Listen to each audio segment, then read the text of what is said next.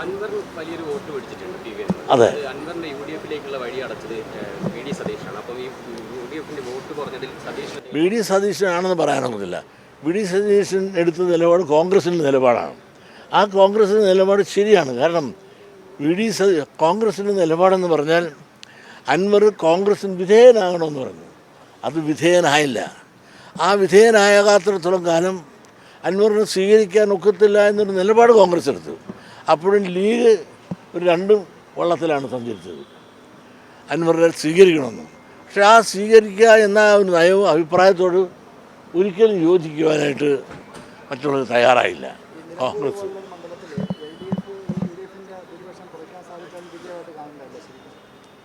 L D എഫിൻ്റെ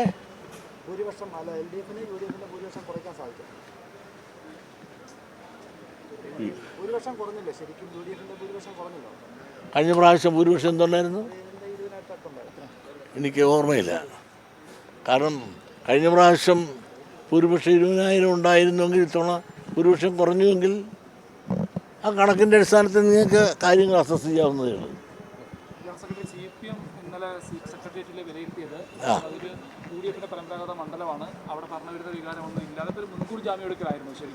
മുൻകൂർ ജാമ്യം എടുക്കല്ല, അതൊരു യാഥാർത്ഥ്യമാണ്. നമുക്ക് തന്നെ ചിന്തിക്കാവുന്നതല്ലേ. ആ ഭരണവിരുദ്ധ വികാരം ഈ നിലമ്പൂർ തെരഞ്ഞെടുപ്പുമായിട്ട് ബന്ധപ്പെടുത്തിക്കൊണ്ട് നമ്മൾ ഒരു അസസ് ചെയ്യുക എന്ന് പറഞ്ഞാൽ അതൊരു ഏകപക്ഷീയമായ ഒരു അസസ്മെൻ്റാണ്, ഒരിക്കലും ശരിയല്ല. അതുകൊണ്ട് ആർക്കാണ് ആധിപത്യം, ആരാണ് നാളിതുവരെ ആധിപത്യം പുലർത്തിക്കൊണ്ടു പോകുന്നതും എന്ന് ചിന്തിച്ചാൽ ഒരിക്കലും നമുക്ക് നിലമ്പൂർ തെരഞ്ഞെടുപ്പ് ഈ ഭരണവികാര വിരുദ്ധ തീരുമാനമാണ് എന്നൊന്ന് തീരുമാനമെടുക്കാൻ അരിയാഹാരം കഴിക്കുന്ന ആർക്കും സാധിക്കില്ല. തെരഞ്ഞെടുപ്പിന്റെ പ്രചരണത്തിനിടയ്ക്ക് വേണുഗോപാൽ ഈ കൈക്കൂലി കൊടുത്താണ് വോട്ട് വാങ്ങുന്നതെന്നൊക്കെ ഈ ആനുകൂല്യങ്ങളെ കുറിച്ച് സർക്കാർ നൽകുന്ന ആനുകൂല്യ പെൻഷൻ അക്കൗണ്ടിനെ കുറിച്ച് പറഞ്ഞു. അത് നല്ലൊരു ശതമാനം വോട്ടിനെ ബാധിക്കാൻ സാധിക്കും. അതൊന്നും ബാധിക്കില്ല. ബാക്കി ഇലക്ഷൻ പ്രചരണം വരുമ്പോൾ ഈ പ്രചരണത്തിനൊക്കെ പലതും ആളുകൾ പറയും. ഇതൊന്നും ജനങ്ങൾ കേട്ടുകൊണ്ടോ അറിഞ്ഞുകൊണ്ടോ എന്നല്ല. അവർ ചില തീരുമാനങ്ങൾ അതൊക്കെ മുമ്പേ എടുത്തു കഴിഞ്ഞു. അത് അവർ നടപ്പിലാക്കി എന്നുള്ളതാണ് നേരെ. അതിന് തെരഞ്ഞെടുപ്പിന് മുമ്പ് വിധവാ പെൻഷൻ പദ്ധതി സർക്കാർ കൊടുക്കുമെന്നുള്ള മുൻകൂട്ടിയുള്ള പ്രഖ്യാപനങ്ങളെല്ലാം വോട്ട് ക്യാൻവാസ് ചെയ്യാൻ പോകുന്നതിന് വേണ്ടിയിട്ടാണെന്ന് വേണുഗോപാൽ പറഞ്ഞുവെങ്കിൽ അത് രാഷ്ട്രീയ അഭിപ്രായമായി നമുക്ക് കണക്കാക്കിയാൽ മതി. നിലമ്പൂരിലെ ഇപ്പോൾ ഈ ഭരണമുന്നണിയുടെ വിലയിരുത്തലല്ല എന്ന് പറയുമ്പോൾ എങ്ങനെയാണെന്നുണ്ടെങ്കിൽ സെക്രട്ടറി മുൻപ് പറഞ്ഞതുപോലെ തന്നെ ഒരു ഭരണ തുടർച്ച അധ്യായം ഇപ്പോഴും അടഞ്ഞിട്ടില്ല. തീർച്ചയായിട്ടും ഇതുകൊണ്ട് ഭരണ തുടർച്ച ഉണ്ടാകുകയില്ലെന്ന് നിങ്ങൾക്ക് എങ്ങനെ പറയാൻ സാധിക്കും? എൻ്റെ അഭിപ്രായത്തിൽ ഇങ്ങനെ ഭരണം പോകണമെങ്കിൽ ഇനിയും ഭരണ തുടർച്ച ഉണ്ടാകാനുള്ള സാധ്യതയാണ് ഇനിയും കാണുന്നത്. ശക്തമായൊരു ത്രികോണ മത്സരം ഇവിടെ വരികയാണ്. ആ ത്രികോണ മത്സരത്തിൻ്റെ ഗുണം ആർക്ക് കിട്ടുമെന്ന് നിങ്ങൾ അടുത്ത തെരഞ്ഞെടുപ്പ് വരുമ്പോൾ കഴിഞ്ഞിട്ട് എന്നോട് ചോദിച്ചോളൂ.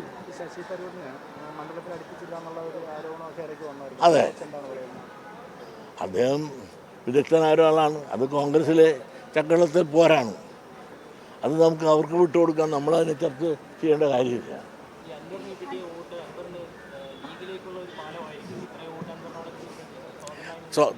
സ്വാഭാവികമായിട്ടും അടുത്ത തെരഞ്ഞെടുപ്പിൽ ലീഗ് അൻവറിന് സ്ഥാനാർത്ഥിത്വം കൊടുക്കുമെന്നാണ് എൻ്റെ പ്രതീക്ഷ. കാരണം പലപ്പോഴും അൻവർ അഭയം തേടിയതും ചർച്ച ചെയ്തതും ഓടിച്ചെന്ന് കയറിയതും എല്ലാം ലീഗ് പാളയത്തിൽ ചെന്നായിരുന്നു തൻ്റെ ആഗ്രഹങ്ങളും അഭിലാഷങ്ങളും പ്രകടിപ്പിക്കുകയും അത് ലീഗ് കോൺഗ്രസിൽ പറയുകയും ചെയ്തു. അതുകൊണ്ട് ഭാവിയിൽ അൻവറിന് ലീഗുകാരൊരു സീറ്റ് കൊടുത്ത് മത്സരിപ്പിക്കാൻ തയ്യാറായാൽ അത് തള്ളിപ്പറയാൻ നമുക്ക് സാധിക്കില്ല, സംഭവിക്കാവുന്നതാണ്.